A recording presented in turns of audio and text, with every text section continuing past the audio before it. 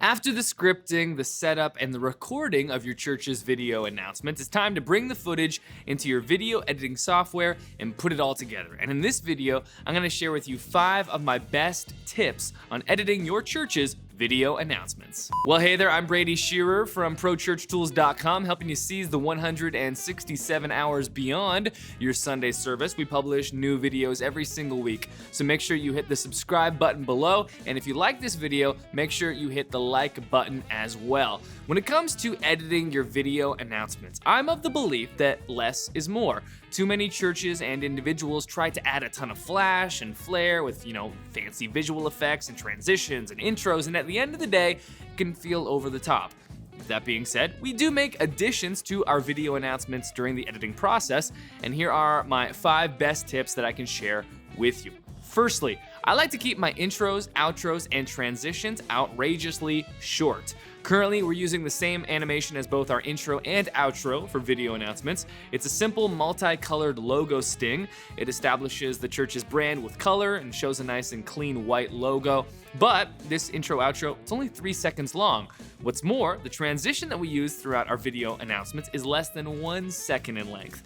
I know it can be tempting to allow your intro to play for 10, 15, even 20 seconds. I mean, after all, you worked really hard creating an animation for your church and you want to show it off. But the problem is that people just don't really care about that kind of stuff. Your intro should serve its purpose and then just get out of the way. Same with outros and transitions. Keep them as short as possible. Secondly, to make sure that your host's voice is coming through clearly over the background music, consider adjusting the EQ settings of your backing music track. Often, certain frequencies within a backing track can conflict with the frequencies of your host's voice. What I mean by that is that there's going to be sound frequencies coming out of your host's mouth as they present their announcements that are identical to some of the frequencies in your music track. So what you need to do is turn down those frequencies from the music track so your host's voice can come through clearly and not be interfered with by the music. Simply using the EQ settings in your editing software on the music track and pulling down the gain on the right frequency is the easiest way to do this. Every person has a different vocal frequency, but starting around 3000 hertz has been useful for us. Experiment and find what works best for you.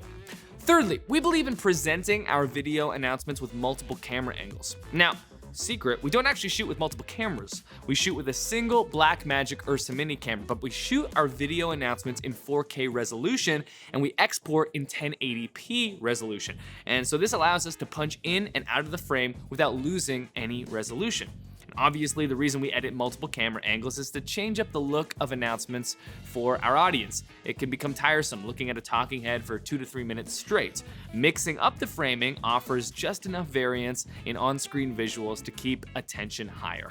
Moving on to the 4th editing tip that I have for you. This one is probably the most important tip out of all of them, and that is to keep words on the screen at all times. In the past, when we edited our video announcements, we would only show words on the screen at the end of each announcement. But nowadays, we keep the words on the screen from the very beginning. In fact, there are 2 different stages to our on-screen words. The first stage is a 3-lined lower third on the left-hand side of the screen.